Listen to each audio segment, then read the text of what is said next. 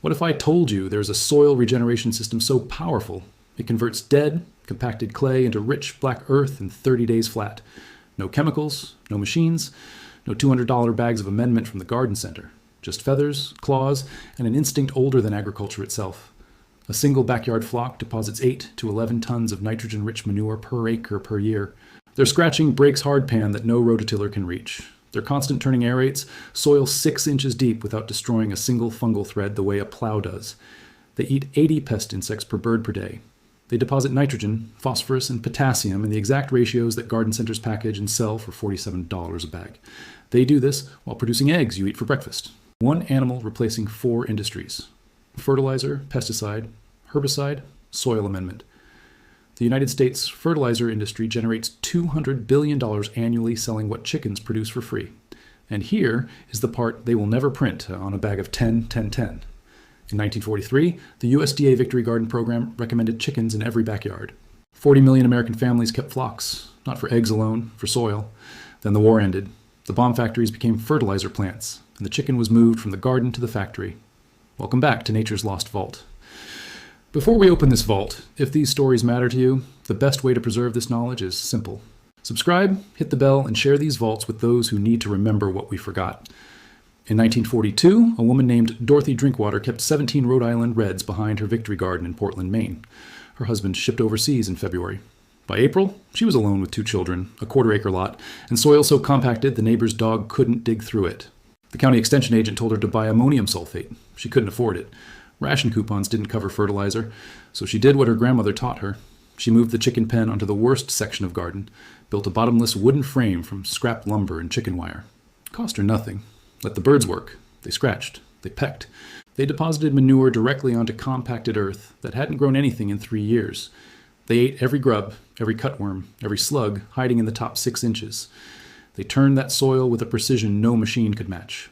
30 days later, she pulled the frame forward and planted directly into the soil the chickens had processed. Her tomatoes outproduced every garden on the street. Her beans climbed 7 feet. Her carrots grew straight and long in soil that had rejected every root the previous season. The extension agent came back in August, looked at her beds, and asked what fertilizer she had used. She pointed at the chickens. He never wrote it down. The county report listed her garden as exceptional yield, standard Victory Garden methods. No mention of poultry, no mention of what actually worked. This is not an anecdote, this is a pattern. And it was erased systematically across an entire generation. Let me show you what a chicken actually does to soil. Because once you understand the biology, you will never buy another bag of synthetic fertilizer again. A laying hen produces approximately 130 pounds of manure per year. That manure contains 1.5% nitrogen, 1% phosphorus, and 0.8% potassium. The exact NPK ratio that garden centers charge premium prices to replicate in a plastic bag. But the bag gives you dead chemistry. The chicken gives you living biology. Fresh chicken manure contains over 1,000 distinct species of bacteria. Researchers at the University of Georgia documented this in 2019.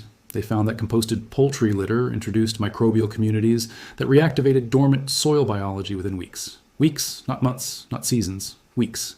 The scratching behavior is where it gets extraordinary. A chicken scratches soil between 30 and 50 times per minute while foraging. Each scratch penetrates 4 to 6 inches.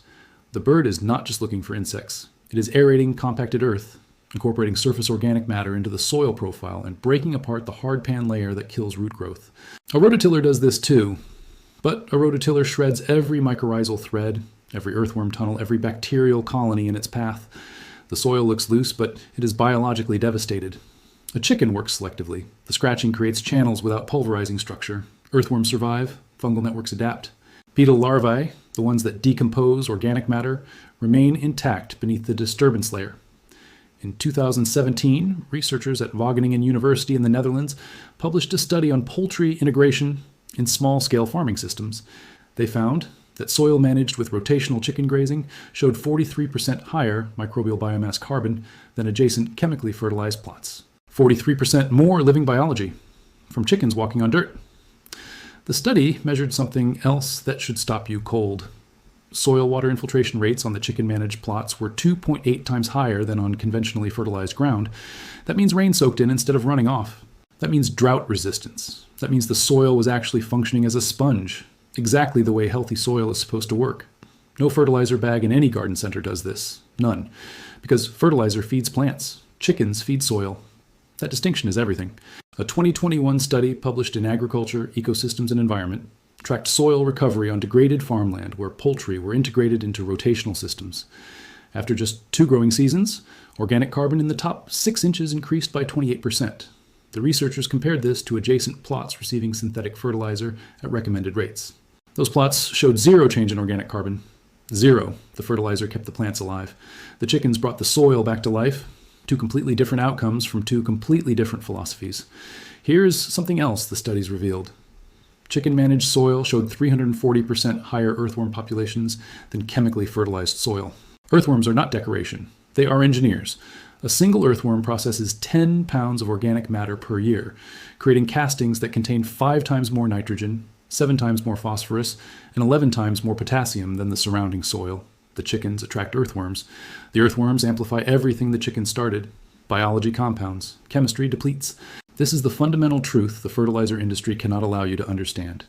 Here's the history they don't want you to connect. During World War II, the United States government actively promoted backyard poultry. The USDA printed pamphlets with titles like Poultry Keeping for Home Food Production. Eleanor Roosevelt kept chickens on the White House lawn. Victory Garden manuals from 1943 specifically recommended rotating chicken pens across garden beds during the off-season to prepare soil for spring planting. This was not alternative agriculture. This was official United States government policy during the nation's greatest crisis. By 1945, over 40 million American households kept backyard chickens. The birds provided eggs, meat, pest control, and soil fertility. One animal doing the work of 4 industries. Then the war ended. The same factories that produced ammonium nitrate for bombs needed new customers. The Tennessee Valley Authority had built 10 ammonia plants during the war. Those plants needed a peacetime market. The USDA suggested spreading the surplus on farmland. Suddenly, the message changed. The pamphlets about backyard chickens disappeared. New pamphlets promoted synthetic nitrogen. Extension agents who once taught families to rotate chicken pens now sold ammonium nitrate application rates. Between 1945 and 1960, United States synthetic fertilizer consumption increased from 2 million tons to over 7 million tons per year. By 1981, it reached 24 million tons. Simultaneously, cities and suburbs began banning backyard chickens. Zoning ordinances classified poultry as livestock. Livestock belonged on farms. Farms belonged outside city limits. The justification was always the same: noise, smell, disease, property values. But the timing tells the real story. The bans accelerated precisely as fertilizer marketing intensified. By 1970, most American suburbs had outlawed backyard poultry entirely, a practice that had sustained families through the Great Depression, through World War II, through every crisis in American history, was eliminated in a single generation. Not by force, by ordinance, by the quiet bureaucratic erasure of agricultural knowledge from residential life. The children of victory gardeners grew up believing soil came from bags, fertility came from factories, and chickens belonged behind wire fences in industrial operations, not in backyards where they had lived for 300 years. The animal that had built American garden soil for 3 centuries was legally removed from the places where people grew food. This was not coincidence. This was market creation. You cannot sell $200 billion worth of synthetic fertilizer to a nation that keeps chickens. The chicken had to go. Let that number land. $200 billion annually. That is the global synthetic fertilizer market. 4 corporations control 75% of United States domestic production. Between 2020 and 2022, those 4 companies saw profit increases of up to 1,500%, while their costs rose less than 50%. Your grocery bill went up. Their stock price went higher. And the chickens stayed locked in factory barns, separated permanently from the soil they evolved to regenerate. Now let me show you what modern science confirms about what Dorothy Drinkwater already knew in 1942. Dr. Carl Hammer operates a permaculture site in Vermont. He has not purchased fertilizer in over 20 years. His system is simple. Chickens rotate across garden beds in mobile pens. The birds process crop residue, deposit manure, scratch and aerate, and eliminate pest larvae. His soil organic matter readings exceed 12%. The national average for agricultural soil is 2 to 3%, 12% organic matter. No inputs purchased, just chickens doing what chickens do. Joel Salatin at Polyface Farm in Virginia's Shenandoah Valley has demonstrated this at commercial scale for 40 years. His chicken tractors, bottomless pens moved daily across pasture, follow cattle grazing in a precise rotation. The chickens scratch through cow manure, spreading it evenly, eating fly larvae and parasites and depositing their own high nitrogen manure in the process. His pastures produce more forage per acre than any neighboring farm using synthetic inputs. His soil tests show organic matter levels 3 to 4 times higher than regional averages. Salatin calls the chicken the great sanitizer. Pest control, fertilization, and soil building in one 7-pound animal. But you do not need a farm. You do not need acres. You do not need cattle. You need a chicken tractor. And you can build one this weekend. A chicken tractor is a bottomless pen, typically 4 feet by 8 feet, covered with wire mesh, light enough for one person to drag across the ground. 3 to 5 hens live inside. You move it to a new spot every 1 to 3 days. Here's what happens beneath that pen in 30 days. Days 1 through 3. The chickens scratch the surface aggressively, removing every weed, every insect, every piece of surface debris. They deposit approximately 1 pound of manure per bird per day directly onto the soil surface. Days 4 through 10. Manure begins decomposing. Bacterial populations in the top 2 inches of soil explode. The nitrogen, phosphorus, and potassium in the droppings become available to microorganisms. Earthworms migrate toward the nutrient source from surrounding soil. Days 11 through 20. Fungal hyphae begin colonizing the decomposing manure and plant material the chickens scratched into the soil. Mycorrhizal networks from adjacent undisturbed areas extend into the treated zone. Water infiltration rates increase measurably. Days 21 through 30. The soil visibly darkens. Structure improves. The compacted clay or dead dirt that existed 30 days ago is now a biologically active growing medium. You can push your finger into it. You can smell the difference. That earthy scent is geosmin, a compound produced by healthy soil bacteria. If your soil smells like nothing, it is dead. If it smells like earth after rain, it is alive. The chickens did this. Not a $47 bag of Miracle-Gro, not a $300 rototiller, not a $15,000 tractor. Birds that also give you breakfast. Now here is the economic math they truly do not want you to calculate. A backyard flock of 5 hens costs approximately $15 to $25 in feed per month. Those 5 hens produce roughly 20 to 25 eggs per week. At grocery store prices of $4 to $6 per dozen, the eggs alone offset the feed cost. The soil fertility is free. Compare this to chemical gardening. A typical suburban gardener spends $150 to $400 per year on synthetic fertilizer, pesticides, herbicides, and soil amendments every single year. Repeat purchase. Permanent dependency. The chicken breaks this cycle. The chicken is the amendment, the pest control, the weed management, and the fertility source. One animal replacing 4 product categories that the garden industry depends on you purchasing annually. The garden industry generates $48 billion per year in the United States alone. Fertilizers, pesticides, tools, amendments, raised bed kits, soil testing, consulting. Every dollar depends on the assumption that soil requires external inputs. Chickens destroy this assumption. Chickens are the input, and chickens reproduce. A single hen can hatch 12 to 15 chicks per clutch. Those chicks reach laying age in 5 months. Within 1 year, your flock doubles or triples without purchasing a single bird. Your soil regeneration system scales itself. No corporation benefits from this transaction. No quarterly earnings improve. No shareholder value increases. One purchase becomes permanent infrastructure. This is why they removed chickens from the backyard. Not because of noise, not because of smell, not because of disease, because of independence. Let me tell you what happened in 2020 when the system broke. During the pandemic, fertilizer supply chains collapsed. Prices doubled, then tripled. A bag of 10-10-10 that cost $12 in 2019 cost $35 by 2022. Potash shipments from Russia and Belarus stopped. Phosphate prices reached historic highs. Gardeners panicked. Forums filled with questions about alternatives. Garden centers posted sold-out signs on fertilizer pallets that once sat untouched for months. Meanwhile, every family with a backyard flock noticed nothing. Their soil kept improving. Their eggs kept coming. Their gardens kept producing. The disruption that sent industrial agriculture into crisis did not reach their backyard. The disruption revealed exactly what the industry had hidden for 80 years. Synthetic fertility is a supply chain. It can be cut. It requires mining in Morocco, shipping across oceans, processing in chemical plants, packaging in plastic, distributing through warehouses. Every link is vulnerable. Every link adds cost. Every link is controlled by someone who is not you. Biological fertility is a cycle. It cannot be cut. It requires a chicken and patience. Nothing else. No ship, no factory, no warehouse, no corporation standing between your soil and its recovery. That lesson alone is worth more than every bag of fertilizer ever sold. Now here is where I need to be honest with you, because that is what separates this channel from the others. Chicken manure is powerful, too powerful if misused. Fresh chicken manure is considered hot, meaning its nitrogen concentration is high enough to burn plant roots on contact. You cannot plant directly into fresh droppings. The chicken tractor system solves this automatically. By the time you move the tractor and wait even 2 to 3 weeks, decomposition has reduced nitrogen concentration to safe levels. But if you apply fresh manure directly to growing plants, you will damage them. Composting chicken manure for 60 to 90 days before application is the safest approach for intensive gardens. The temperature of a properly managed compost pile kills weed seeds and potential pathogens like Salmonella and E. coli.